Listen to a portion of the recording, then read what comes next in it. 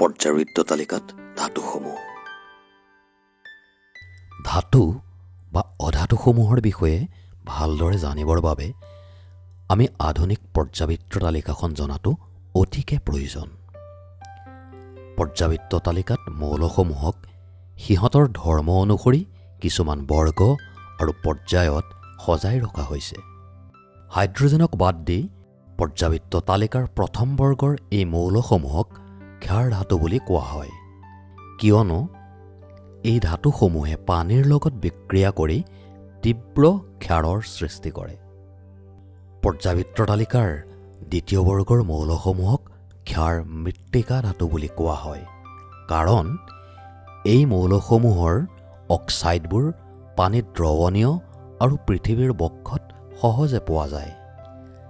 তৃতীয় বৰ্গৰ পৰা একাদশতম বৰ্গৰ মৌলসমূহক সংক্ৰমণশীল ধাতু বুলি কোৱা হয়। এই মৌলসমূহে ৰঙীন আৰু আকৰ্ষণীয় যৌগ গঠন কৰে। ধাতু আৰু অধাতুসমূহৰ ঠিক মাজতেই থকা এই মৌলবোৰক ধাতুকল্প বোলে।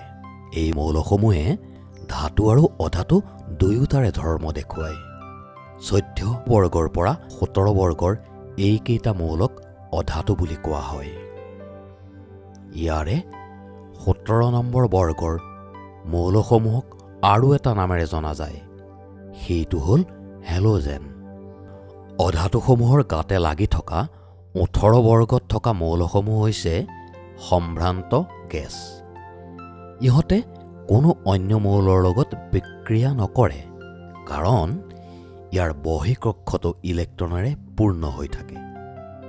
পৰ্যায়বৃত্ত তালিকাৰ একেবাৰে তললৈ মৌলৰ দুটা পৃথক শাৰী মন কৰিছা নিশ্চয়। এই শাৰী দুটাৰ প্ৰথমটো শাৰীত মৌলসমূহক লেন্থানাইড আৰু দ্বিতীয় শাৰীৰ মৌলসমূহক এক্টিনাইড বুলি কোৱা হয়।